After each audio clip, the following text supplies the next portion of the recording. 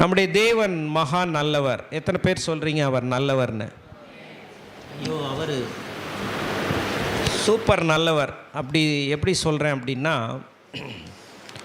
அவரை குறித்து நம்ம ஒவ்வொரு நாளும் தியானித்து கொண்டே வருகிறோம் இல்லையா? நீங்கள் இந்த கர்த்தராகிய சிருஷ்டி கர்த்தருக்கு பிள்ளை என்கிற உணர்வை இந்த கிருபை நமக்கு கொடுக்கிறது. நான் சொல்கிறது புரியுதா? எத்தனை பேர் சொல்கிறீங்க நான் அவருடைய பிள்ளை என்கிற உணர்வில் நான் வாழணும்னு விரும்புகிறீங்க? சொல்லுங்கள், நான் அவருடைய பிள்ளை என்கிற உணர்வில் நான் வாழணும்னு விரும்புகிறேன். ஆமென். நீங்கள் கிருபைக்குள்ளே இருக்கிறீங்க. மீன் தண்ணிக்குள்ளே இருக்கிற மாதிரி கிருபைக்குள்ளே இருக்கிறீங்க. அந்த கிருபைக்கு உள்ளார என்ன இருக்குது? தேவன் அன்பாகவே இருக்கிறார். அந்த அன்பு உங்கள் மேலே முழுவதுமாக இருக்குது. இந்த அன்புக்கு எல்லையே இல்லை. பவுல் சொல்கிறாரு, இயேசுவின் அன்பின் அகலம் ஆழம் நீளம் உயரம் என்னதென்று உணர்ந்து கொள்ளுகிற ஒரு மனக்கண்களை தாரும்னு ஜெபிக்க சொல்கிறாரு. அந்த அன்பை அனுபவித்து பார்த்தவங்க அந்த அன்புக்குள்ளே போய் தங்களுடைய வாழ்க்கையில் அவரை தேவனாகவும் தகப்பனாகவும் பெற்றதனுடைய பாக்கியத்தை ருசித்து பார்த்தவங்க எழுதுகிறாங்க, உங்கள் மனக்கண்கள் திறக்கும்படி ஜெபம் பண்ணுங்கன்னு சொல்லிட்டு. பிள்ளை தான் அது தவறு பண்ணிருச்சு. ஆனால் தவறு பண்ணியிருக்கக்கூடாது, பண்ணிருச்சு. அதனால் அது பிள்ளை இல்லை என்கிறது இல்லை. அந்த இடத்துக்கு போகாதீங்க. பிள்ளையா பிள்ளை இல்லையான்ற இடத்துக்கு போகாதீங்க. பிள்ளை தான்.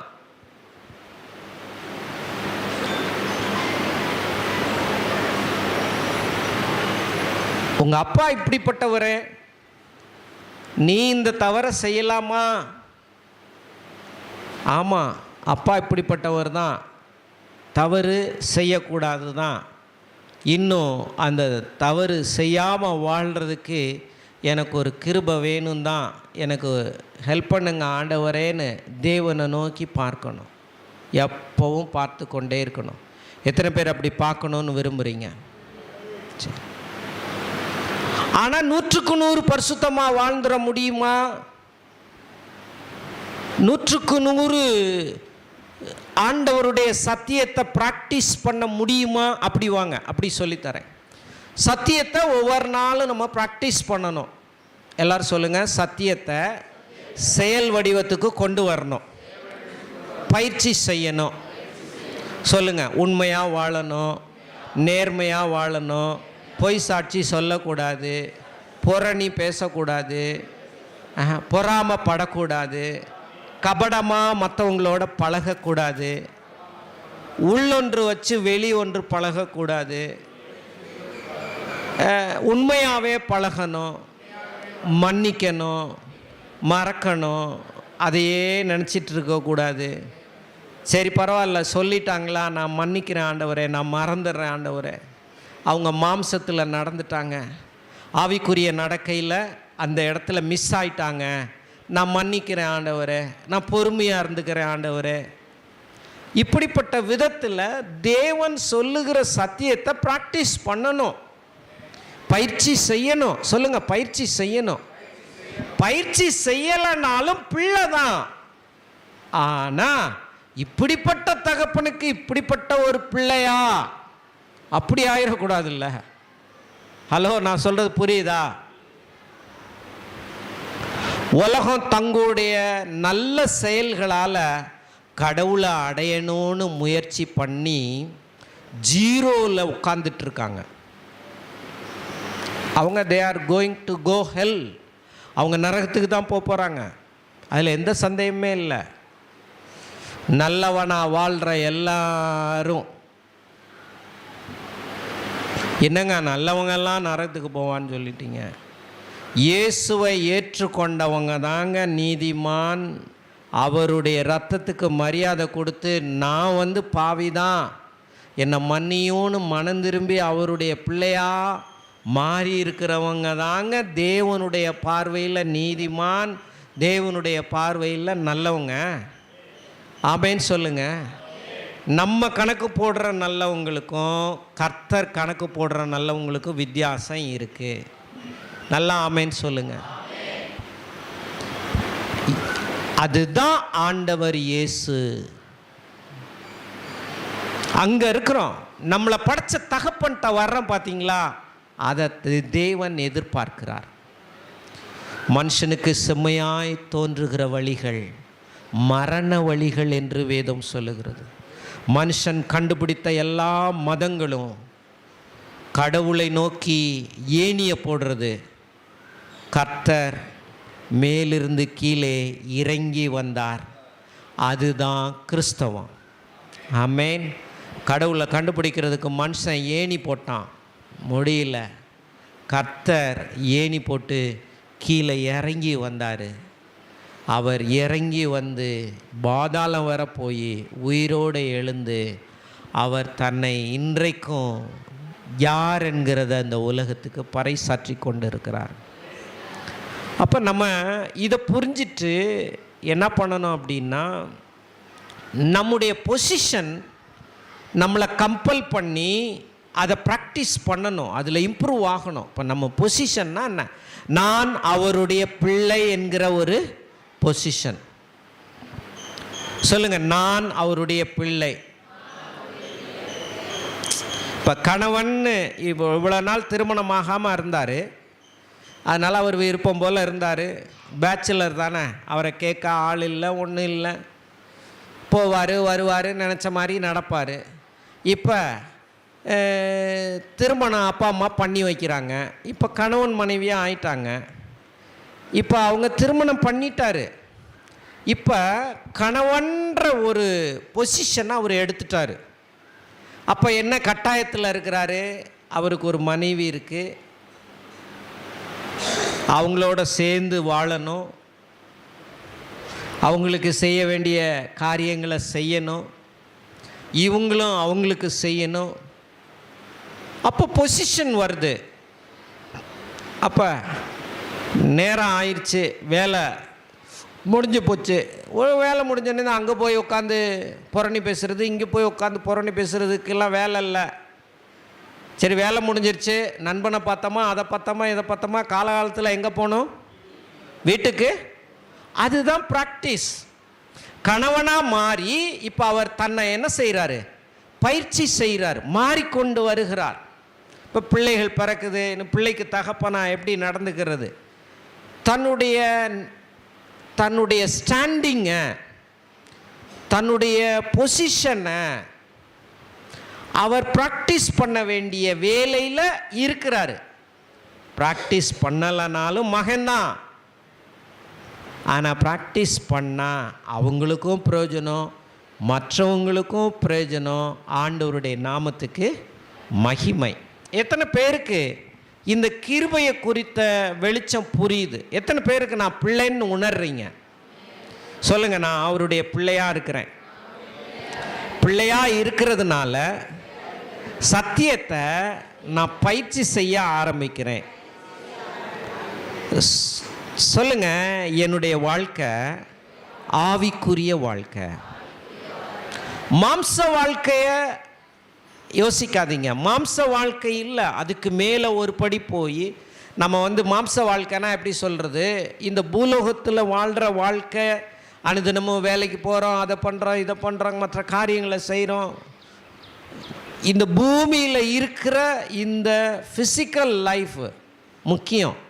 ஆனால் இந்த மாம்ச வாழ்க்கையே ஆவிக்குரிய வாழ்க்கையின் மையத்தில் தான் இதை நடத்தணும். நீங்கள் மாம்சத்தில் நடக்கிற நடக்கை ஆவிக்குரிய நடக்கைக்கு கோரிலேட் ஆகணும். ரெண்டும் முன்னுக்கு பின் விரோதமாக இருக்கக்கூடாது, முரண்பாடாக இருக்கக்கூடாது. இப்போ சர்ச்சுக்கு வந்திருக்கிறீங்க, இது மாம்சத்தில் தான் நீங்கள் உட்காந்துருக்கிறீங்க. ஆனால் தேவனுக்கு சொன்ன மாதிரி முதலாவது தேவனுடைய ராஜ்யத்தையும் அவருடைய நீதியையும் தேடுங்கள்ன்ற சத்தியத்துக்கு ஒத்து நீங்கள் தேவனை என்ன செய்கிறீங்க? தேடுறீங்க. இப்போ ஒரு ஞாயிற்றுக்கிழமை ப்ராக்டிஸ் பண்ணியிருக்கீங்க. ஒரு சிலர் 55 வாரமும் வர்றதுக்கு பயிற்சி செஞ்சுருக்கிறீங்க. ஒரு சிலர் 50 வாரம் வர்றதுக்கு பயிற்சி செஞ்சுருக்கிறீங்க. ஒரு சிலர் 30 வாரம் போனால் போதும்ன்றது, அதுக்கு மேலே உங்களால் முடியல. ஆனால் ஞாயிற்றுக்கிழமை என்பது தேவனை தேடுகின்ற, தேவனை சபையில் போய் ஆராதிக்கிற ஒரு நாள். அப்போ நமக்கு ஒரு பொறுப்பு இருக்குது. அந்த பொறுப்பில் நம்ம உறுதியாக இருக்கணும். அந்த ரெஸ்பான்சிபிள், நான் ஆவிக்குரிய வாழ்க்கையை வாழ்கிறதுக்கு நான் அழைக்கப்பட்டிருக்கேன், நான் அவருடைய பிள்ளை. அப்போ ப்ராக்டிஸை இம்ப்ரூவ் பண்ணிக்கிட்டே வரணும். அதாவது பயிற்சி செய்கிறத கொஞ்சம் கொஞ்சமாக தேவனுடைய சத்தியங்களை பயிற்சி செஞ்சுக்கிட்டே வரணும். எல்லோரும் பக்கத்தில் உங்களை பார்த்து சொல்லுங்கள், சத்தியத்தை பயிற்சி பண்ணுங்க. இது என்ன அர்த்தம்னா ஜண்டு பாமை அப்ளை பண்ணுங்க, தலைவலி போகும். ஜண்டு பாமை பார்த்துக்கிட்டே இருக்கக்கூடாது. அதை தலையில் எடுத்து தடவுனா அந்த தலைவலி போயிடும். அந்த மாதிரி சத்தியத்தை பயிற்சி பண்ணுங்க. ஆவிக்குரிய வாழ்க்கை அருமையானவர்களே அருமையாக இருக்கும். ஒரு வசனத்தை வாசிப்போம் பாருங்கள். 2 பேதுரு 1வது அதிகாரம், 2 பேதுரு 1வது அதிகாரம் 1வது வசனம் வாசிங்க.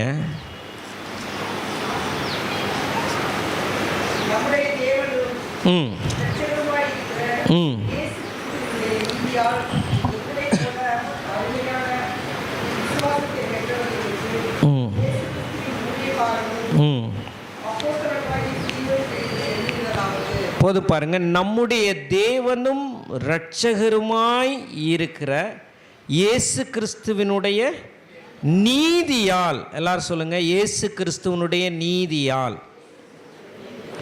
வாயத்தரன்னு சொல்லுங்க, இயேசு கிறிஸ்துவனுடைய நீதியால். அது மாத்திரம் இல்லை, அவர் சொல்றாரு, எங்களை போல அருமையான விசுவாசத்தை பெற்றவர்களுக்கு. எத்தனை பேர் சொல்கிறீங்க உங்களுக்குள்ளே இருக்க விசுவாசம் அருமையான விசுவாசம்? சொல்லுங்கள், எனக்குள்ளே இருக்க விசுவாசம் ஒரு அருமையான விசுவாசம், அற்புதமான விசுவாசம், வல்லமையான விசுவாசம், மேன்மையான விசுவாசம், காரியங்களை சாதிக்கிற விசுவாசம், காரியங்களில் ஜெயிக்கக்கூடிய கிருபையை தருகிற விசுவாசம், அருமையான விசுவாசம். நம்முடைய தேவனும் இரட்சகருமாய் இருக்கிற இயேசு கிறிஸ்துவினுடைய நீதியினால். வாயத்திறந்து சொல்லுங்க, நம்முடைய தேவனும் இரட்சகருமாய் இருக்கிற இயேசு கிறிஸ்துவினுடைய நீதியால். சொல்லுங்க, நீதியால். அவருடைய நீதி, அவருடைய கிருபை. நீங்கள் ஆசீர்வதிக்கப்படுறதுக்கு காரணம் அவருடைய நீதி, அவருடைய தயவு, அவருடைய இரக்கம். இந்த விசுவாசம் உங்களுக்குள்ள இருந்து அற்புதமாக வேலை செய்யணும்னு தேவன் விரும்புகிறார். தேவ பிள்ளைகளுக்குள்ள இந்த நீதி வந்திருக்கு. இதை உணர்ந்து தேவ பிள்ளையா நாம் ஒரு ஜாக்கிரதையாக வாழணும் அப்படின்னு தேவன் விரும்புகிறார். ஆமென். இதுக்காக அவர் உங்களை பொசிஷன் பண்ணி வச்சுருக்கார். பிள்ளைன்னா இனிமே சுதந்திரவாளி தான். பிள்ளைனா இனிமே இஸ்ரவேலோடைய ஆட்சிக்கு பங்குள்ளவர்கள். ஒரு யூதனுக்கு என்னென்ன மேன்மையெல்லாம் கொடுத்தாரோ அந்த மேன்மையெல்லாம் உங்களுக்கும் சொந்தம். இயேசு கிறிஸ்துவின் மூலமாய் கொண்டு போய் உங்களை இணைக்கிறாரு. நீ வருத்தப்படவோ கவலைப்படவோ கலங்கவோ தேவையே இல்லை. அந்த அளவுக்கு தேவன் உங்களோட கூட உங்களை அங்கே கொண்டு போய் இணைச்சி வச்சிருக்கிறாரு. ஆமாம், காட்டு ஒலிவ மரமாக நம்ம இருந்தோம்.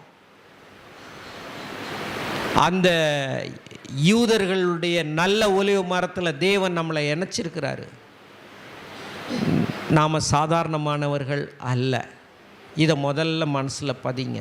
நான் யார் அப்படிங்கிறத நல்லா ஒத்துக்கொள்ளுங்க, அங்கீகரிங்க. எல்லா நிருபங்களையும் பவுல் எழுதும்போது எடுத்தோடனே அவங்களோட பொசிஷனை தான் அள்ளுவார். அவங்களுடைய அந்த ஸ்டாண்டிங், அவங்களுடைய அதாவது எப்படி சொல்ல வருது, வக்கீல், டாக்டரு அப்படின்னு அவங்களுடைய தொழிலை வச்சு ஒருத்தங்களை ஐடென்டிஃபை பண்ணுறோம்ல, அது மாதிரி உங்களையெல்லாம் பரிசுத்தவான், தேவனுடைய பிள்ளை, நீதிமான், தேவனுடைய புத்திரர், இப்படி தான் தேவன் ஐடென்டிஃபை பண்ணுறாரு. உங்கள் ஐடென்டிஃபிகேஷன் முதல்ல அவங்க பணத்தை வச்சோ பொருளை வச்சோ அவங்களுடைய படிப்பை வச்சோ இருக்கக்கூடாது.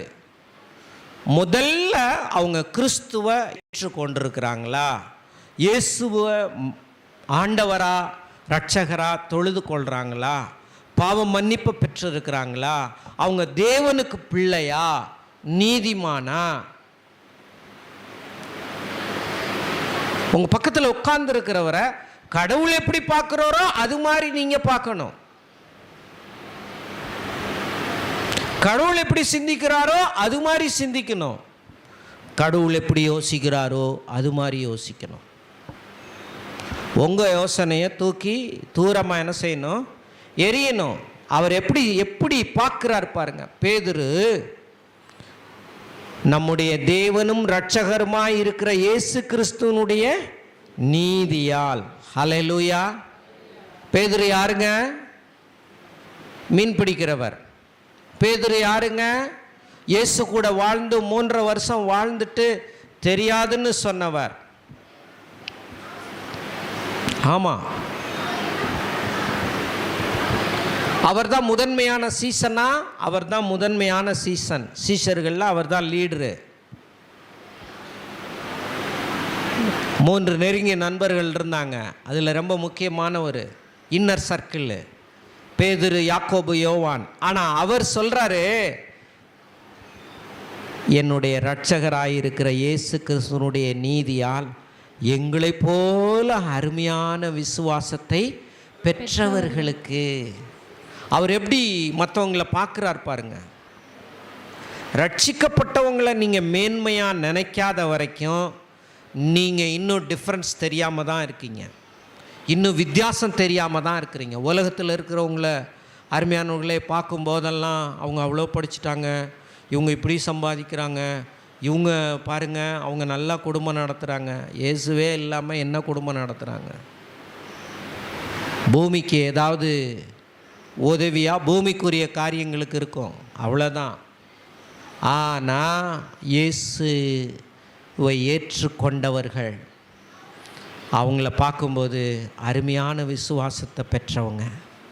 ஒவ்வொரு வாரமும் இங்கே வரும்போது நீங்கள் சாதாரணமானவர்களோடு கூடி வரவில்லை. தேவன் அவர்களுக்குள்ள ஒரு விசுவாசத்தை ஆரம்பித்து அந்த அருமையான விசுவாசத்தை அவங்களுக்குள்ளே கொடுத்துருக்கிறார். பார்த்தீங்களா? அவங்களோட உட்காந்துட்ருக்குறீங்க. தேவன் பார்க்குறது அப்படி தான் பார்க்குறாரு. பேதுரு அப்படி தான் பார்க்குறாரு. ஆமாம். அதனால் எல்லா அதிகாரங்கள்லையும் பேதுருவாக இருக்கட்டும், பவுலாக இருக்கட்டும், முதல்ல அவங்கள வாழ்த்தும் போது எப்படி வாழ்த்துறாங்க? பரிசுத்தவான்கள், நீதிமான்கள், தேவனுடைய பிள்ளைகள், அருமையான விசுவாசத்தை பெற்றவர்கள். அந்த கண்ணோட்டம் நமக்கு ஏன் வரமாட்டேங்குது? வரணும்.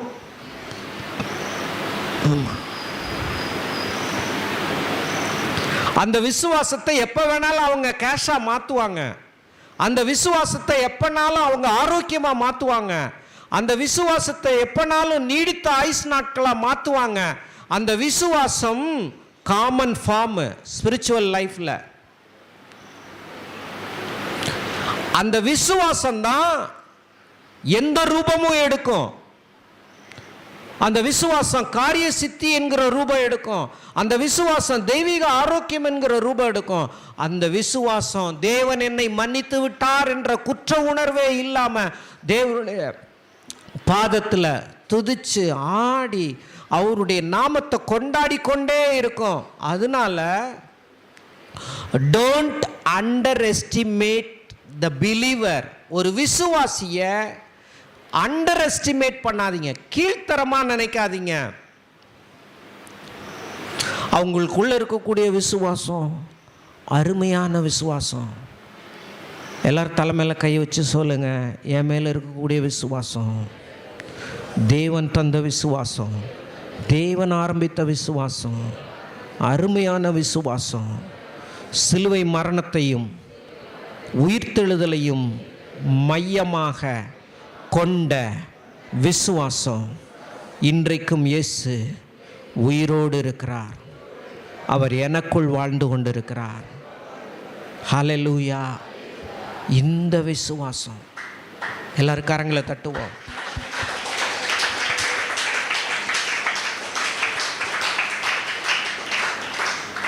இது எப்படி பாஸ்டர் புரிய வைக்க? ஒன்றும் இல்லை, விதை இருக்குல்ல, இன்னும் இவங்க விதையை நடாமல் இருக்காங்க. அவங்க நட்டுட்டு அவங்க என்ன செய்கிறாங்க, அந்த விதையை அதனுடைய வளர்ச்சியை பார்த்து கனியை பறித்து புசிச்சிக்கிட்டு இருக்காங்க. இவங்க விதையாகவே வச்சுருக்குறாங்க.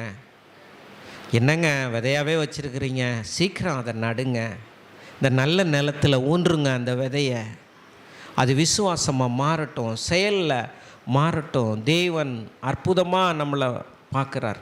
ஆமென். அவர் மகா நல்லவர். எல்லாரும் சொல்லுவோம், மகா நல்லவர். அந்த நம்ம அதிகாரத்தை எடுப்போம். 2 கொரிந்தியர் எடுங்க.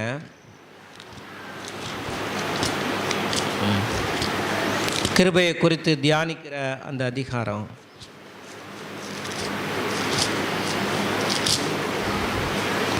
ரெண்டு கொரிந்தியரா?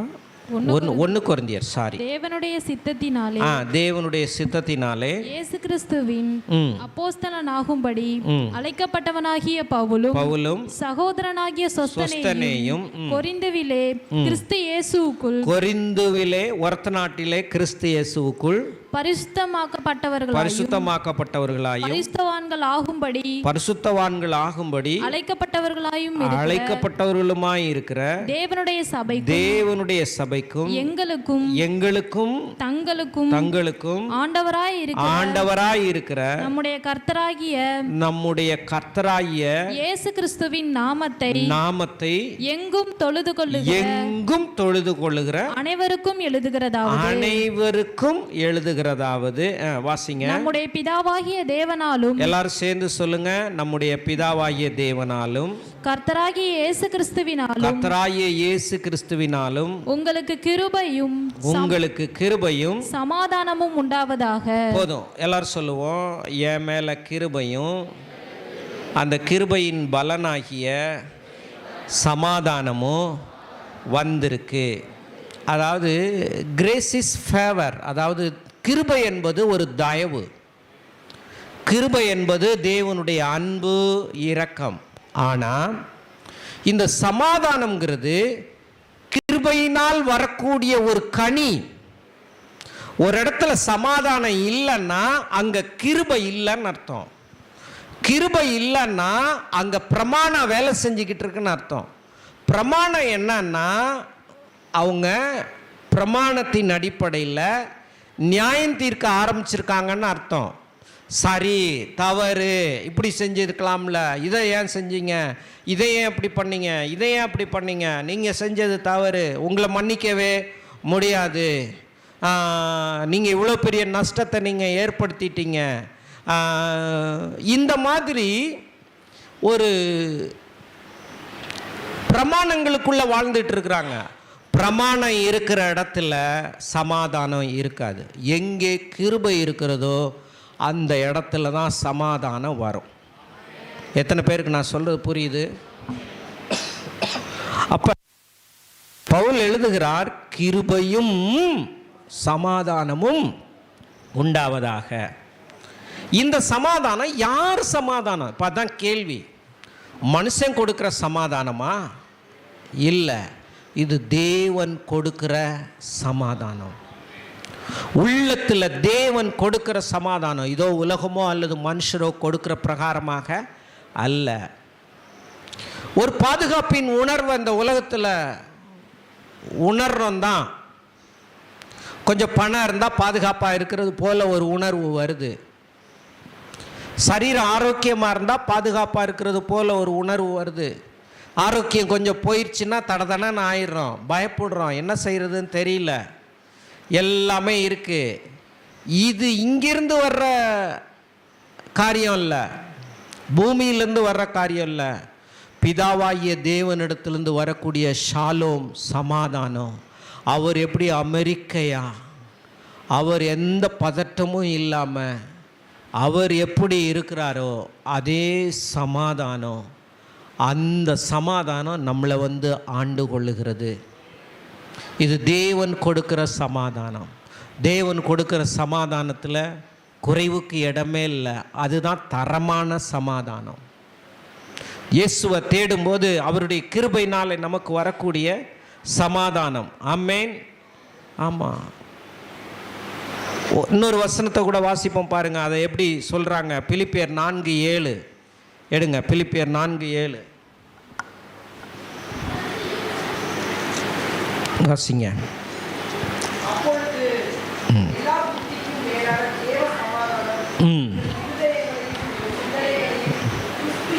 மைக்கை எடுத்து வச்சுக்கப்பா நீயும். எல்லா புத்திக்கும் மேலான தேவ சமாதானம் எப்போ வரும்?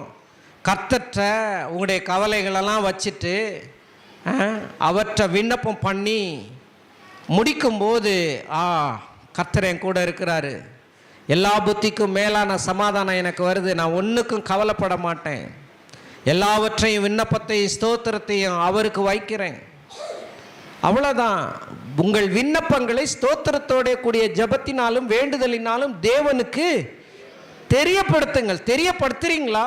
தெரியப்படுத்திட்டீங்கன்னா முடிஞ்சு போச்சு. அப்போ என்ன வரணும்?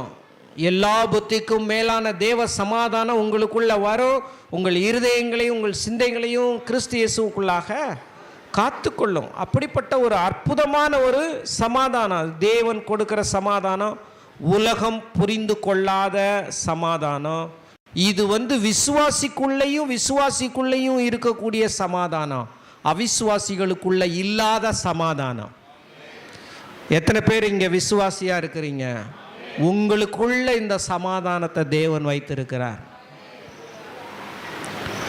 சமாதானம், ஷாலோம், ஒன்றிலும் குறைவில்லாதபடிக்கு இந்த கிருபையின் மூலமாக சமாதானம் உங்களுக்கு இருக்கக்கூடிய எல்லா பிளஸ்ஸிங்ஸையும் நீங்கள் அனுபவிக்கணும்னு கடவுள் விரும்புகிறார். ஆமென். இது அப்படியே உங்கள் மனசில் பதியணும். உங்கள் மனசில் கர்த்தருடைய சத்தியம் பதிய பதிய பதிய பதிய அப்படியே அது ஒபீடியன்ஸாக மாறணும், கீழ்ப்படிதலாய் மாற வேண்டும். இந்த காதில் வாங்கிட்டு இந்த காதில் விட்டுட்டு போகிறதில்ல. அதை குறித்த வெளிப்பாடு ஆண்டவர் ஏதோ ஒரு வெளிப்பாடு தராரு, சத்தியத்துக்கு கீழ்ப்படியக்கூடிய ஒரு வெளிப்பாடு. ஆமாம், அதை அப்படியே கேட்டு அப்படியே ஒபே பண்ணுறதுக்கு நீங்கள் ஃபெய்த்ஃபுல்லாக இருந்தீங்கன்னா அவருடைய நாமம் மகிமைப்படும். எதுக்கு ஆண்டவர் நம்மளுடைய சத்தியத்தை கேட்க வைக்கிறாரு? நம்முடைய மைண்டை டிரான்ஸ்ஃபார்ம் பண்ணுறாரு. டிரான்ஸ்ஃபார்ம் பண்ணிட்டு அப்படியே நடக்கையில் நம்முடைய வாழ்க்கையை கீழ்ப்படிய வைக்கிறாரு. இந்த கீழ்ப்படிதலின் மூலமாக தேவனுடைய நாமம் மகிமைப்பட ஆரம்பிக்கிறது. தேவன் பெரிய பெரிய ஆசீர்வாதங்களை நமக்கு ஸ்பிரிச்சுவலாக அவர் வச்சிருக்கிறாரு. அந்த கிருபையும் சமாதானமும் நம்ம மேலே இருக்குது. அதுதான் எல்லாவற்றையும் வாய்க்க பண்ணுது என்கிற வெளிப்பாட்டுக்கு நாம் வர வேண்டும். வாசிப்போம் பாருங்க, 5வது வசனத்திலிருந்து 7வது வசனம். 1 கொரிந்தியர் எடுப்போம். நீங்கள் இயேசு கிறிஸ்துவுக்குள்ளாய் எல்லா உபதேசத்திலும் எல்லா அறிவிலும் மற்ற எல்லாவற்றிலும் சம்பூரணம் உள்ளவர்கள் ஆக்கப்பட்டிருக்கிறபடியால் அவர் மூலமாய் உங்களுக்கு அளிக்கப்பட்ட தேவ கிருபைக்காக நான் உங்களை குறித்து எப்பொழுதும் என் தேவனை ஸ்தோத்தரிக்கிறேன். அப்படியே நீங்கள் யாதொரு வரத்திலும் குறைவில்லாதவர்களாய் நம்முடைய கர்த்தராகிய இயேசு கிறிஸ்து வெளிப்படுவதற்கு காத்திருக்கிறீர்கள். போதும் பாருங்க. அதாவது இது எப்படி இருக்குன்னா, இந்த 5, 6, 7 வசனம் ஒரு கர்த்தருடைய பிள்ளைக்கு கடவுள் கொடுத்திருக்கிற ஒரு நிலையாற்றல், ஒரு பொட்டன்ஷியல் எனர்ஜி அப்படின்னு சொல்லுவாங்க. இப்போ டேம் இருக்குது, டேமில் தண்ணியை தேக்கி வச்சிருக்கிறாங்க. அதுக்கு மகா பெரிய ஆற்றல் இருக்குது, ஆனால் நிலையாக இருக்குது. டேம்ல இருந்து தண்ணியை திறந்து விட்ட உடனே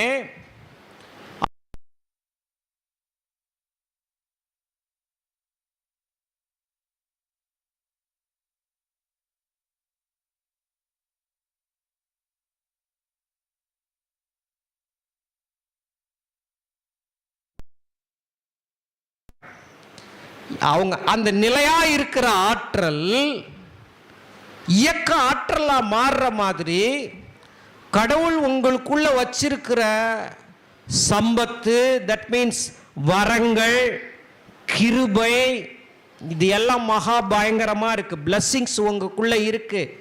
எல்லா உபதேசத்திலும், எல்லா அறிவிலும், மற்ற எல்லாவற்றிலும் சம்பூரணம் உள்ளவர்களாக்கப்பட்டிருக்கிறபடியால் நீ யாருன்னு உன்னை குறித்து நீ தெரிஞ்சிச்சுன்னா நீ இருக்கிற மாதிரி இருக்க மாட்ட. உன் மேல இருக்கக்கூடிய கிருபை எவ்வளவு பெருசுன்னு நீ தெரிஞ்சிருச்சுன்னா நீ இருக்கிற மாதிரி இருக்க மாட்ட. உங்களுடைய பொட்டன்ஷியல் எவ்வளவுன்னு புரிஞ்சிக்காம இருக்கிறீங்க. எவ்வளவு பெரிய ஹை வோல்டேஜ் அதில் வந்துட்டு இருக்கு. அது எவ்வளவு பெரிய வேலைகள் செய்ய அதை பயன்படுத்தலாம். சும்மா சாதாரணமா இல்ல.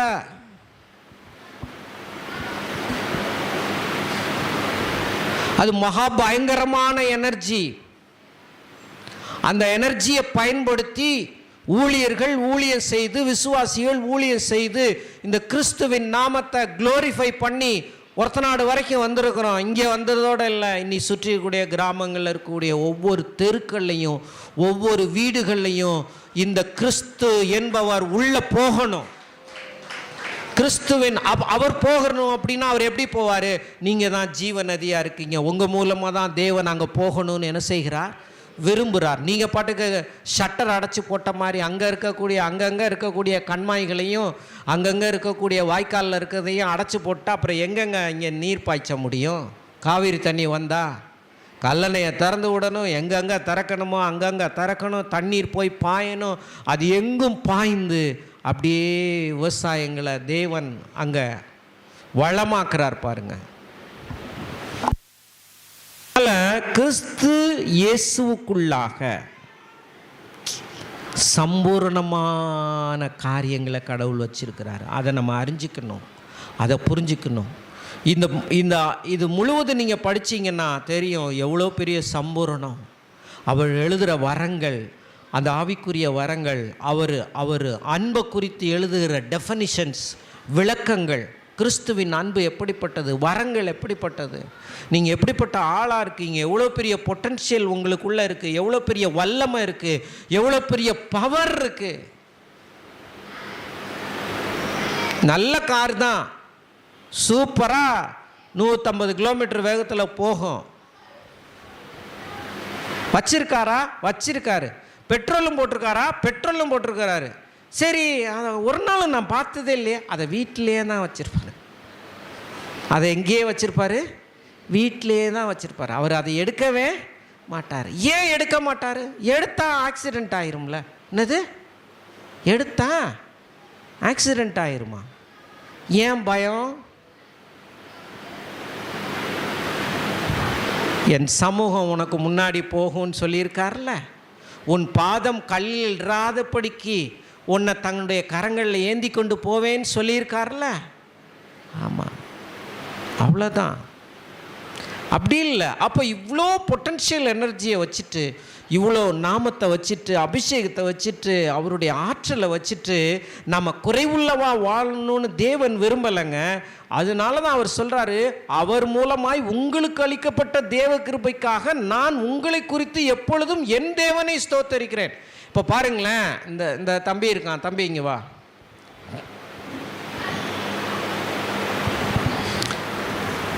இந்த பக்கம் வா.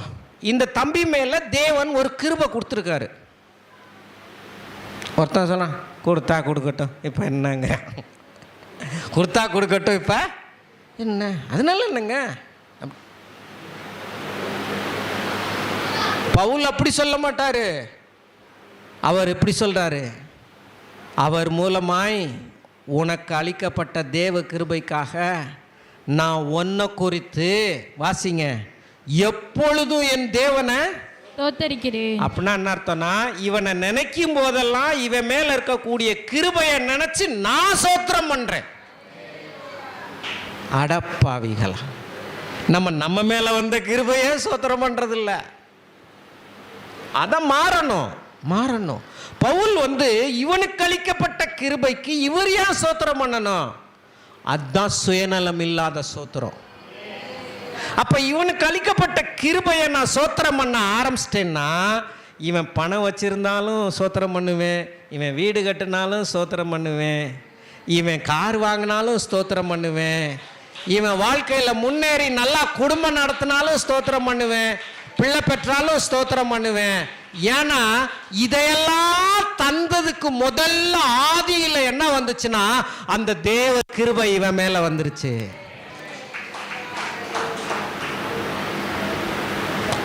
கொரிந்து பட்டணத்தின் சபைக்கு 1000 பிரச்சனை இருந்தது, உபச்சார பிரச்சனை இருந்தது.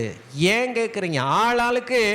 ஆளாளுக்கு ஒவ்வொருத்தனும் ஒவ்வொன்று சொல்லுவான். எப்படின்னா, பிரிவினை எங்கே இருந்துச்சு? நான் அப்பல்லோவை சேர்ந்தவன், நான் பவுலை சேர்ந்தவன். சபைக்கு போனாலும் அவங்க எப்படி இருப்பாங்கன்னா, அவங்களுக்குள்ள தனக்குன்னு ஒரு குரூப்பை ஏற்படுத்திக்கணும்னு நினைப்பாங்க. தான் பேச்சை கேட்க வைக்கணும், அப்புறம்தான் ஊழியர். முதல்ல என் பேச்சை கேட்க வைக்கணும். ஒரு பிரிவினையா உண்டு பண்றது, அதுதான் டிஸ்டன்ஸு. ஊழியரை விட்டோ சத்தியத்தை விட்டோ அவங்கள யாரையும் இயக்கணும்னா இன்னொருத்தட்ட பெர்மிஷன் கேட்டு அங்கே போகணும். ஏன்னா அவங்க அங்கே குறுநில மன்னர் மாதிரி அங்கே ஏதோ ஒரு வேலையை செஞ்சுக்கிட்டு தன்னை பிரியமாக வச்சுக்கிட்டு ஏதோ ஒன்று பண்ணுறாங்க. இது எப்படின்னு பார்த்தீங்கன்னா, இது எப்படி வருதுன்னா, பிரிவினைகள். அவங்களுக்குள்ள ஏதோ ஒன்று செய்கிறது, அவங்களுக்குள்ள ஒன்று ஏதோ செய்கிறது. அதான் அங்கே அப்படி நடந்திருக்கு. நாங்கள்லாம் அப்போலோவை சேர்ந்தவங்கடா. இப்போ நம்ம சபையிலே வரோம், நாங்கள்லாம் சாமுவேலை சேர்ந்தவங்க, நாங்கள்லாம் டேவிடை சேர்ந்தவங்க, நாங்கள்லாம் ஆமு பிரதரை சேர்ந்தவங்க, நாங்கள்லாம் இந்த சந்தானம் பிரதரை சேர்ந்தவங்க. ஹலோ, அதுக்கா சபைக்கு வரோம்? என்னங்க அப்படிதான் இருக்கிற மாதிரி இல்லைன்னு சத்தமா சொல்லுங்க. ஏக யோசனை, பிரிவினை இல்லாத படிக்கு இருக்கணும். இப்படிலாம் இருந்த சபை கொரிந்து சபை. அந்த பிரச்சனைக்காக நான் இப்போ நன்றி சொல்கிறேன். இப்படிப்பட்ட பிரச்சனையெல்லாம் கொரிந்து சபையில் இருந்ததுனால இதுக்கு பரிசுத்த ஆவியானவர் பதில் எழுதி கொடுத்து வச்சிருக்கிறார். எல்லாரும் கரங்களை தட்டுங்க. மனுஷனுக்கு என்னென்ன வியாதி வருது, அந்த வியாதியை எப்படி போக்குறதுன்னு மருந்து கண்டுபிடிக்க முடியும்னா, கிறிஸ்துவின் சரீரமாகிய சபைக்கு என்னென்ன பிரச்சனையெல்லாம் வரும்னு சொல்லிட்டு ஆண்டவர் மருந்து எழுதி வச்சிருப்பாரா? எழுதி வச்சிருக்க மாட்டார். எல்லாரும் கரங்களை தட்டுவோம்.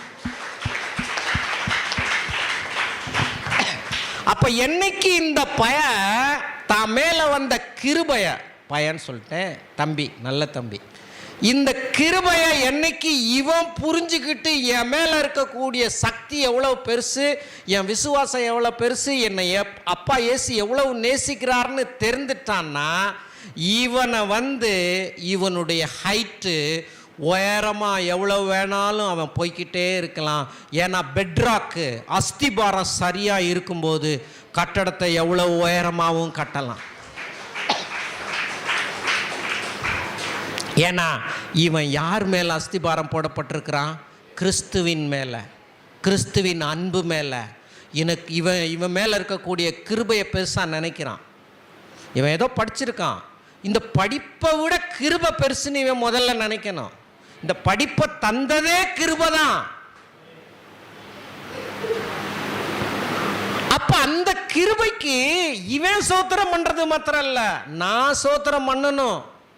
உங்க பக்கத்தில் இருக்கவங்க மேல இருக்கக்கூடிய கிருபைக்கு நீங்க ஸ்தோத்திரம் பண்ணணும். ஆமென் சொல்லுங்க.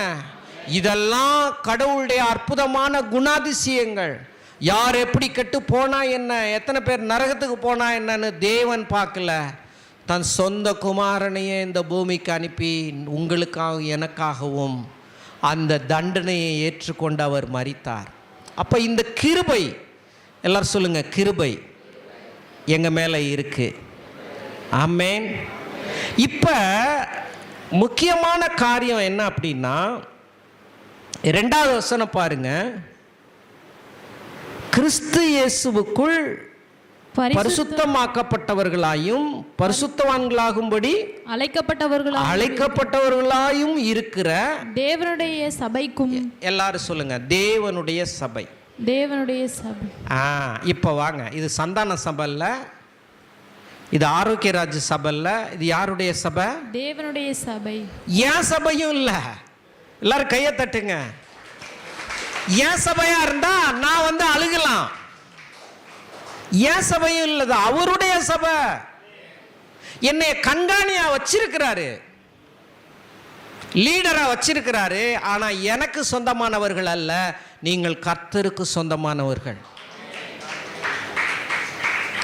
ஆனா பிசிக்கலா உங்களை லீட் பண்றதுக்காக கண்ணில் பார்க்குற ஒரு லீடர் தேவை. ஆனா நான் போதிக்கிறேன், போதிச்சுட்டு அப்பாட்ட சொல்லிட்டு விட்டுடுறேன்.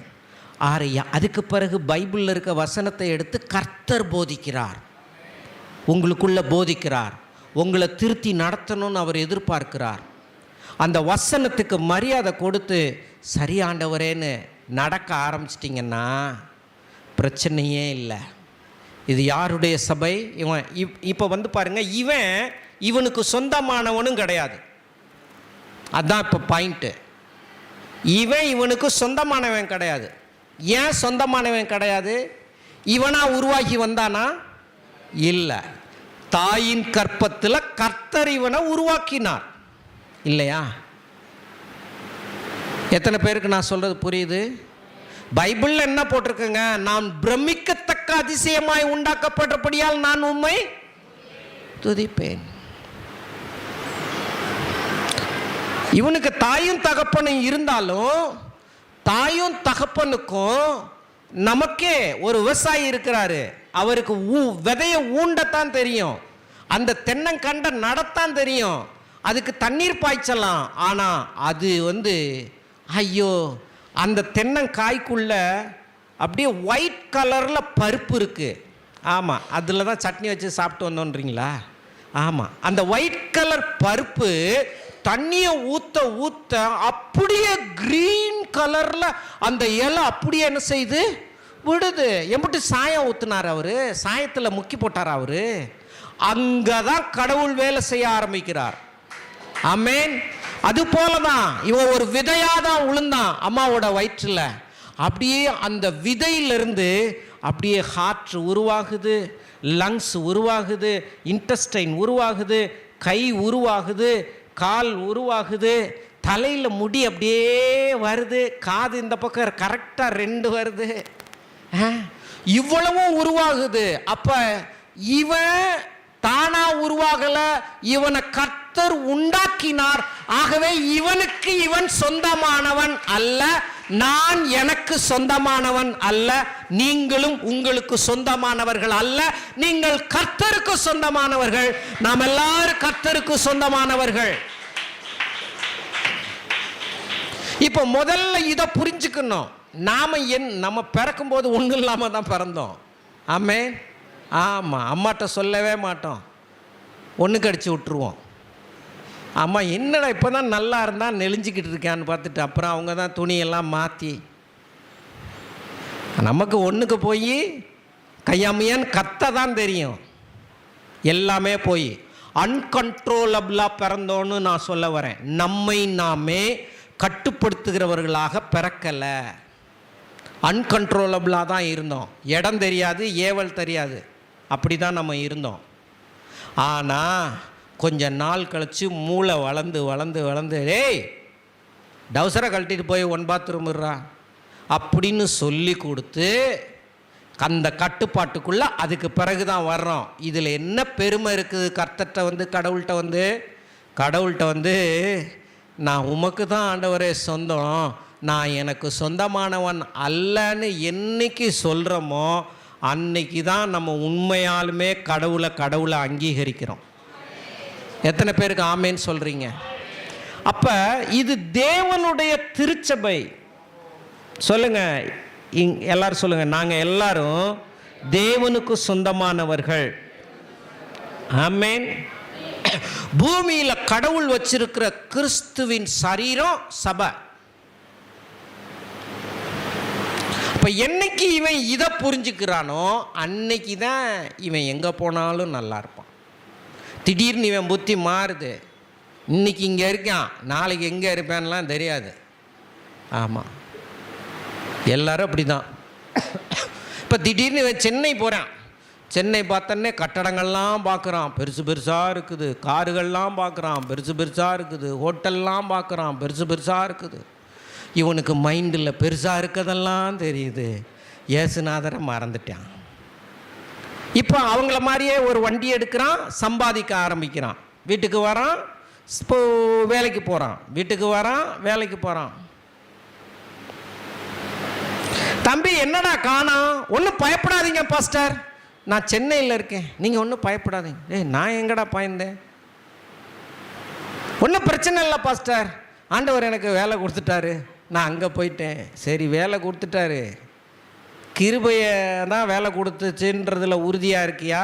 பைபிளு படிச்சியா, ஜெபிச்சியா, என்ன ஐடியாவில் இருக்க? அங்கே போய் இல்லை பாஸ்டர், அங்கே போனோன்னே ஒரு பொண்ணு என்னை பார்த்துச்சா. என்னடா அப்போ இங்கே இருக்கிற பொண்ணெல்லாம் உன்னைய பார்க்கலையா? அங்கே போனோன்னே தான் பார்த்து. பாஸ்டர், இங்கே இருக்க பொண்ணு பார்த்தா நானும் பார்க்கும்போது எங்கள் வீட்டுக்காரங்கள்லாம் இருக்காங்க, சொந்தக்காரங்கள்லாம் இருக்காங்க, தப்பிக்க முடியாது. வெளியூர் போயிட்டோம்னா யார் கண்ணுக்கும் என்ன செய்யாது, தெரியாது. ஆனால் வெளியூர் போயிட்டேன், அப்படியே அந்த பொண்ணும் பார்த்துச்சு பாஸ்டர், என்னமோ எனக்கு நேரமே கிடைக்கல பாஸ்டர். ஐயோ, சோத்திரம் ஆண்டவரே. அந்த கிருபை தாண்டா அந்த பொண்ணை கூட்டிகிட்டு வந்துச்சு. அப்படியா பாஸ்டர்? நான் அப்படி சொல்லி இவனுக்கு சப்போர்ட் பண்ண விரும்பலை. நான் என்ன சொல்கிறது புரியுதா உங்களுக்கு? இவன் ஆணா பிறந்ததுனால ஒரு பெண்ணை பார்த்தோன்னே ஆசை வருது. அது கடவுள் தானே வச்சாரு. ஹலோ, அது வரையோட நிறுத்திக்கோங்க, அதுக்கு மேலே போக வேணாம். நான் சொல்கிறது புரியுதா? ஏன் இவனுக்கு அந்த ஆசை வந்துச்சு? இவன் டிரான்ஸ்ஜெண்டர் கிடையாது, இவன் ஒரு ஆண்மகன். அந்த ஆண்மகனுக்கு இருக்கக்கூடிய ஒரு ஆசையில் அவன் பார்த்துட்டான். சரி, ஆனால் கிருபை இருக்கு, நம்ம பாட்டுக்கு இஷ்டம் போல் இருக்க முடியாது. கடவுள் இருக்கிறாரு, அப்பா அம்மா இருக்கிறாங்க, நம்ம வந்த வேலையை பார்ப்போம். முதல்ல ஆவிக்குரிய வாழ்க்கையில் வளருவோம், ஆவிக்குரிய வாழ்க்கையில் நல்லா இருப்போம். அந்த இடத்துக்கு வா தம்பி. நீ உனக்கு சொந்தமானவன் அல்ல. உன் கண்ணை உனக்கு பயன்படுத்தக்கூடாது. அப்படியே பயன்படுத்துகிற மாதிரி சூழ்நிலை வந்தாலும், ஏசப்பா எனக்கு சோதனையாக இருக்கே, என்னைய மாற்றி விடுங்க, நான் கோயம்புத்தூருக்கு கூட போயிடுறேன், இல்லை ஒருத்த நாட்டுக்கே நான் வேலைக்கு என்ன செஞ்சிடுறேன், போயிடுறேன் ஆண்டவரே. நீங்கள் எங்கே இருந்தாலும் எனக்கு சூப்பர் வேலையை கொடுப்பீங்க. இல்லை, நான் இங்கேயே இந்த சோதனையை நான் ஜெயிக்க போகிறேன் ஆண்டவரே. நான் முதல்ல உங்களுக்கு சொந்தம். முதல்ல என்னைய நான் புரிஞ்சுக்கிட்டு, உங்களை நான் புரிஞ்சுக்கிட்டு, உங்கள் அன்புல வளர்ந்த பிறகு அப்புறம் நீங்கள் கூட்டிகிட்டு வாங்க ஆண்டவரே, கையில் கீழே கொஞ்சம் சம்பாதிச்சுக்கிறேன், குடும்பம் நடத்துறதுக்கான திறமையும் எனக்கு வந்துடும். ஒரு 10-15 சம்பாதிச்சு ஒரு மகனாக முதல்ல வாழ்கிறேன். ஆமேன். இது ஆண் மகனுக்கு. எல்லாரும் சொல்லுங்கள், ஆண் மகனுக்கு. ஆமேன் சொல்லுங்கள். இதே பெண் பிள்ளைக்கு பொருந்தாது. கடவுள் அவங்களுக்கு சூப்பராக வழி நடத்துறதுக்கு போதித்து நடத்துகின்ற துணையாளர் இருக்கிறார். ஆமேன். அதனால எங்கே போனாலும் தேவ கிருபையோடு தான் இவன் போகிறான். இவனுக்குள்ள இயேசுவின் நாமம் இருக்குது. இவன் தேவனுக்கு சொந்தமானவன், பரிசுத்தமாக வாழணுன்ற உணர்வுடையவனாக இவன் மாறி கர்த்தருக்கடுத்த காரியங்களை முக்கியத்துவம் கொடுத்துட்டு, இப்போ ஒன்றும் அவசரம் இல்லை, என் கவனம் சிதறதுக்கு நான் இப்போ இடம் கொடுக்க மாட்டேன், நானே ஒரு சம்பாதிக்கிறதுக்கான அறிவை பெற்றுக்கிற நேரம் இது, இந்த நேரத்தை நான் விட்டு கொடுத்துட்டேன்னா அறிவை பெருக்கி கொள்ளாமல் அந்த ஐஸ்வர்யத்தை சம்பாதிக்கிறதுக்கான திறமையை கர்த்தர் கொடுக்கிற நேரத்தில் கற்றுக்காமல் விட்டுட்டு ஊர் சுற்றிட்டு போயிட்டு அப்புறம் தேவ கிருபையை தான் நான் நம்பினேன்னு சொல்லிட்டு இவன் கர்த்தரை குறை சொல்லக்கூடாது. ஆனால் கர்த்தர் நேராய் நடத்துகிறவர். என் வசனம் உங்கள் கால்களுக்கு தீபமும் உங்கள் வாழ்க்கை பாதைக்கு. நான் என்ன சொல்ல வந்தேன், இவன் பணம் சம்பாதிக்கிறத காட்டிலும் இவன் தன்னுடைய கிறிஸ்தவ வாழ்க்கையை காத்து கொள்ளுகிற வேலை முக்கியம்னு நான் சொல்கிறேன். எத்தனை பேர் நான் சொல்கிறது புரியுது? அதுக்காக சொல்கிறேன். அதுக்காக இவன் பணமே சம்பாதிக்க வேணாம், இவன் எங்கேயுமே போக வேணாம் அப்படின்லாம் நான் சொல்ல வரல. கடவுள் யார் யார் இந்த சபைக்கு வச்சுருக்கிறாரோ அவங்க நிச்சயமாக வருவாங்க, அவங்க சத்தியத்தை கேட்பாங்க, வளருவாங்க, பெருகி கொண்டே இருப்பாங்க. ஆமேன். ஆனாலும் சொந்த ஊரில் இருக்கவங்களாம் சொந்த ஊர்லேயே இருந்தால் தான் சபை வளரும். சொந்த ஊரில் இருக்கிறவங்களாம் எடுத்துகிட்டு படிச்சுட்டு வெளிநாடு போகிறேன்னா அப்புறம் யாரை வச்சு இந்த சபையை நடத்து? நீங்கள் வர்றீங்க, ரட்சிக்கப்படுறீங்க, ஞானஸ்தானம் கொடுக்குறேன், பாஸ்டர் நான் சம்பாதிக்கிறேன்னு வெளிநாடு போயிடுறீங்க. சரி போயிட்டீங்க, நான் யாரை வச்சு சபை நடத்துறது? இப்படி வர்ற எல்லாருமே வெளிநாடு போயிட்டீங்க, வெளியூர் போயிட்டீங்க, எல்லாம் போயிட்டீங்க. கர்த்தர் அப்படியா வச்சுருப்பார் சபையை? சத்தமாக சொல்லுங்க. இல்லை. ஆமேன். கர்த்தர் எங்கே அழைத்திருக்கிறாரோ அந்த அழைப்பில் உறுதியாக நீ இருந்தீன்னா நான் சொல்கிறேன், அந்த மரம் நடப்பட்ட இடத்துலேருந்து செழிக்கும். அப்போ ஒவ்வொரு நாளும் அந்த தேவ கிருபைக்கு நன்றி சொல்லிகிட்டே இருங்க. சொல்லுங்கள், தேவ கிருபை இருக்கு ஆண்டவரே, என் மேலே இருக்குது, என் குடும்பத்து மேலே இருக்குது, என் பிள்ளைங்க மேலே இருக்குது.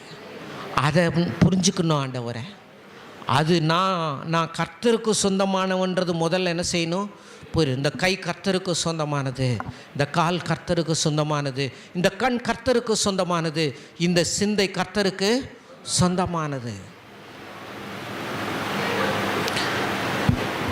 தேவன் நம்மளை படைத்த விதம் அற்புதமாக படைச்சி நம்மளை ரட்சித்து அவருடைய வழியில் இன்றைக்கி நடத்திக்கிட்டு இருக்கிறார்னா அதுக்கு ஒவ்வொரு நாளும் நாம் நன்றி சொல்ல வார்த்தையே இல்லைன்னு தான் சொல்லணும். அதுக்கு பதிலாக வார்த்தை இல்லை ஆண்டவரே, வாழ்ந்து காட்டுறேன்னு சொல்லணும். எத்தனை பேர் சொல்கிறீங்க? நன்றி சொல்ல வார்த்தையிலலாம் நாங்கள் ஜாலம் போடலாம் ஆண்டவரே, வாழ்க்கையிலேயே உங்களுக்கு நன்றியாக வாழ போகிறோம் ஆண்டவரே. ஓகே, கோ ஹெட். ஓகே, அப்போ கர்த்தர் நம்மோடு கூட இருக்கிறார். எல்லோரும் சொல்லுங்கள், தேவன் என்னோடு கூட இருக்கிறார், கிருபை என்னோடு கூட இருக்கிறது. சொல்லுங்கள், தேவ சமாதானம் என் மேலே இருக்குது, நான் தேவனுக்கு சொந்தமானவன். ஆமேன். ஆமாம். இப்போ நான் எனக்கு சொந்தமானவன் அல்ல.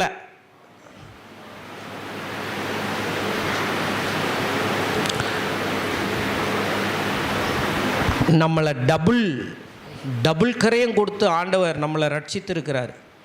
ஆமாம், வாசிப்போம். இதை மட்டும் வாசிச்சுட்டு ஜெபிக்க போகிறோம். 1 கொரிந்தியர் 6:20.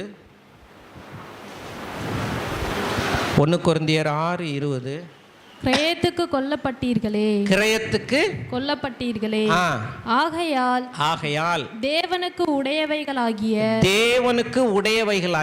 உங்கள் சரீரத்தினாலும் உங்கள் ஆவியினாலும் தேவனை மகிமைப்படுத்துங்கள். எத்தனை பேரு கடவுள் என்னைய கரையம் கொடுத்து வாங்கி இருக்கிறார்னு? நான் உங்களை கரையம் கொடுக்கல, ஆனா கர்த்தர் உங்களை கரையம் கொடுத்துருக்கிறாரு. ஒரு மந்தையில் கொண்டு வந்து சேர்த்துருக்கிறார், ஒரு திருச்சபையில் கொண்டு வந்து சேர்த்துருக்கார். எதற்காக? ஒரு தோட்டமாக வச்சு உங்களை வளர்க்க, உங்களுக்கு தேவையான சத்தியத்தை கற்றுக் கொடுக்க. அப்போ தேவனுடைய பண்ணையில் நாங்கள் முன்னாடி இருந்து உங்களை நடத்துகிறோம். இதுக்கு அடங்கி இருந்தீங்கன்னா நீங்களும் உங்கள் பிள்ளைகளும் உங்கள் தலைமுறையும் நல்லா இருக்கும். ஆமேன்னு சொல்லுங்க. சபையை விட்டு தனியாக இருக்கிற எல்லாருக்கும் இன்னைக்கு தெரியாது அதனுடைய வீழ்ச்சி. வருஷங்கள் ஆன பிறகு ஒரு நாள் பாதாளத்தின் வாசல்கள் அங்கே மேற்கொண்டிருக்கதை நீங்கள் பார்ப்பீங்க. ஏன்? தேவன் வைத்திருக்கிற ஒரு ஆலோசனை, அந்த ஐக்கியம் இல்லாத இடம் எங்கேயும் இருக்கவே கூடாது, தனியாக இருக்கவே கூடாது. கர்த்தருடைய சத்தியத்தை கேட்கிற, சத்தியத்தை கற்றுக்கொள்ளுகிற, சத்தியத்தோடு இணைந்து இருக்கிற ஒரு இடத்துல எல்லாருமே இருக்கணும். யாராக இருந்தாலும் சரி. இங்கேருந்து போனாரா, வேறு சத்தியத்தில் வளர்கிற இடத்துல அவர் இருக்கிறாரா, அங்கேருந்து சத்தியத்தை கற்றுக்கொள்கிறாரா, அவர் வளர்றாரா? It is very important. ஏன்னா தனியாக தேவன் நம்மளை இருக்கணும்னு அழைக்கலை.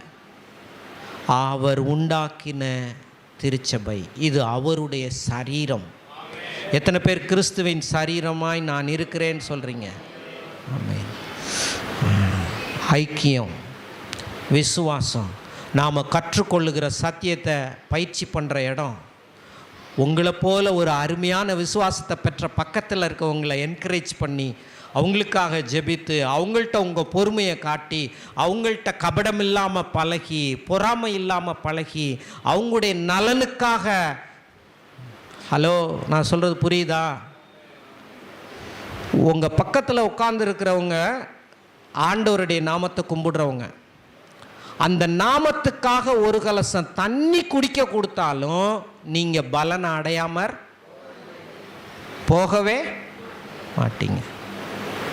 தண்ணின்றது நான் சொல்கிற மீகர், தண்ணின்றது நான் சொல்கிற சின்ன காரியம், சின்ன காரியம். இந்த பிரதர் இருக்கிறாரு, உங்கள் வீட்டில் காம்பவுண்டு போடணும்னு நினைக்கிறீங்க, தண்ணியை கொடுக்கல, காம்பவுண்டு போட கொடுக்குறீங்க. காம்பவுண்டுங்கிறது 50,000 இல்லாமல் போட முடியாது.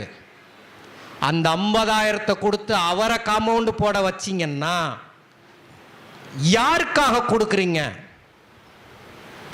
என் நாமத்து நிமித்தம் ஒரு கலசம் தண்ணீர் குடிக்க கொடுத்தால் அதன் பலனை அடையாமற் போகான்னு இருக்கும்போது, ஒரு நாமத்துக்காக, இயேசுநாதருடைய பிள்ளைக்காக ஒரு 50,000 ரூபாயை கொடுத்து அவரை காம்பவுண்ட் போட வைங்க. நான் சொல்கிறேன், உங்கள் வாழ்க்கை எப்படி இருக்குன்னு பாருங்கள். இதெல்லாம் பைபிளில் இருக்கக்கூடிய வசனத்தின் அடிப்படையில் பேசுகிறேன். இன்றைக்கி இதெல்லாம் பேசுவேனே வரல, பேசுகிறேன், என்னமோ தெரில. ஆவியானவர் பேசுகிறாரு. ஆவியானவர் பேசுகிறத காதுள்ளவன் என்ன செய்ய கடவன்? கேட்க கடவன். என் நாமத்து நிமித்தம், என் நாமத்து நிமித்தம், நாமத்துக்காக வாழுகிற வைராக்கியமுள்ள ஜனங்களை கர்த்தர் தேடுகிறார். நல்லவங்களை கர்த்தர் தேடலை. எல்லாருமே அழுக்குள்ளவங்க தான். இந்த உலகத்தோடையும் இந்த சரீரத்தோடையும் வாழுகிற வரைக்கும் இந்த உலகமும் இந்த சரீரமும் என்னை பாவம் செய்ய வைக்கணும்னு முயற்சி பண்ணுது. எத்தனை பேருக்கு நான் சொல்றது புரியுது? அப்ப இப்ப இது வேற, இது வேற. இது இருளின் ராஜ்யத்திலிருந்து ஒளியின் ராஜ்யத்தில் இருக்கக்கூடிய ஒரு மனுஷன், ஒரு மனுஷன், ஒளியின் ராஜ்யத்தில் இருக்கக்கூடிய ஒரு மனுஷன். நம்ம எங்கேயோ இருக்கிறோம், சத்தியத்தை விட்டு தூரமாக இருக்கிறோம். சத்தியத்துக்குள்ளே வரணும். எல்லாரும் சொல்லுங்கள், சத்தியத்துக்குள்ளே வரணும். பிராட் மைண்டாக மாறணும். நல்லா விரிவாக யோசிக்கணும், சிந்திக்கணும். அங்கே இங்கேயும் போகும்போது, டீ குடிக்கும்போது அங்கே 10 நாள், இங்கே 18 நாள், இங்கே 25 நாள், இங்கே வள்ளி திருமணம் கேட்கும்போது உள்ளம் உடையுது. நான் வாரத்தில் ஒரு நாள் வைக்கிறேன் ஆண்டவரே, அதுக்கு தெரிஞ்சவங்களே வர மாட்டேங்கிறாங்க. பரவாயில்ல, இன்னும் நான் ஜெபிக்கிறேன், இன்னும் என் சபை விசுவாசிகள் ஜெபிக்கட்டும். உங்களுக்காக வாழுகிற ஒரு கூட்டத்தை இங்கே எழுப்பியே ஆகணும் ஆண்டவரே.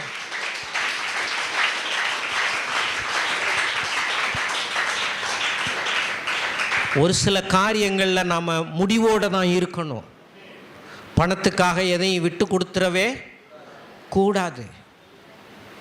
ஏன்னா அந்த மனுஷனுக்காக ரத்தம் சிந்தினவர் கர்த்தர்.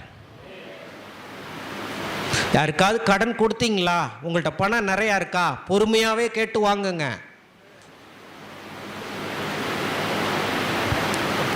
இதெல்லாம் கடவுளுடைய பிள்ளைகளுக்கு தேவையான குவாலிட்டி.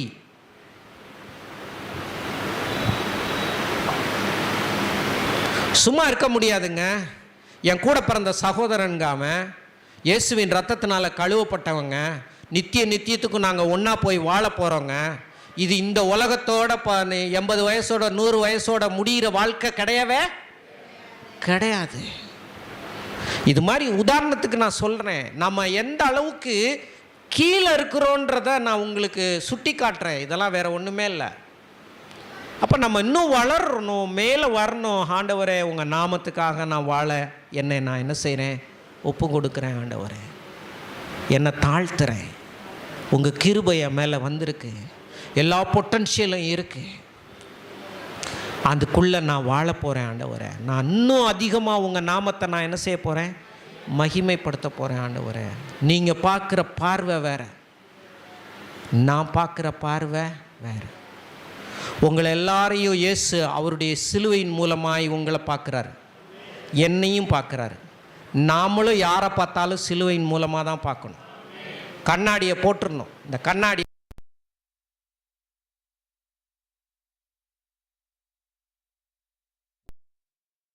கழட்டி வச்சுட்டு பார்க்குற பழக்கத்தை விட்டுறணும். ஏன்னா தேவன் எப்படி பார்க்குறாரு? உங்களையும் என்னையும் பாவம் செய்த உடனே பாவின்னு ஒதுக்கி எத்தி தள்ளி நரகத்துக்கு போட்டுன்னு விடுறாரா? இல்லை. இயேசு கிறிஸ்து பரிந்து பேசுகிறவராய் இருக்கிறார். எல்லாரும் ஒரு ஆமேன் சொல்லுங்க. அவர் நமக்காக பரிந்து இந்த மனுஷனுக்காக நான் ரத்தம் சிந்தினேன் ஆண்டவரே. அவன் சாகிற வரைக்கும் செஞ்ச பாவத்துக்கு நான் மன்னிப்பு தர்றதுக்காக தான் ரத்தம் சிந்தியிருக்கேன். அவனை நீங்கள் மன்னிங்கன்னு கர்த்தர்ட்ட இயேசு பரிந்து பேசுகிறார். கிறிஸ்து மூலமாக நம்மளை பார்க்கறதுனால தாங்க கடவுள் நம்மளை எப்பயுமே நேசிக்கிறாரு. நம்மளை கர்த்தர் தனியாக பார்த்தார்னா நம்மளை நேசிக்கணும்னு தோணவே தோணாது. அவர் எவ்வளோ மகா பெரிய தேவன். அவரை விடவா நம்ம புத்திசாலி? சொல்லுங்க. அவரை விடவா நம்ம ஞானி? அவரே ஒரு விசுவாசிய கிறிஸ்துவுக்குள்ள வச்சு சிலுவையின் மூலமாக பார்த்து பரிசுத்தவானா பார்க்குறாருனா, நானும் என் பார்வையை நான் என்ன செஞ்சுக்கிறேன்? மாற்றிக்கிறேன். ஆண்டவரே, என்னை இன்னும் உம்முடைய அன்புக்குள்ளார கொண்டு வாங்க. சொல்லுங்கள், உம்முடைய அன்புக்குள்ளாக கொண்டு வாங்க. ஆமென். மலர் எழுந்து நிற்போம். ஆண்டுடைய பாதத்தில் நம்மை ஒப்பு கொடுப்போம். நம்முடைய பொசிஷனை குறித்த உணர்வுள்ளவர்களாய் மாறுவோம். எல்லாரும் அப்படியே கரங்களை உயர்த்தி அப்படியே ஹல்லேலூயா. ஓ ஷாபாரலரரரதரனமரன. ஆமென், ஆமென்.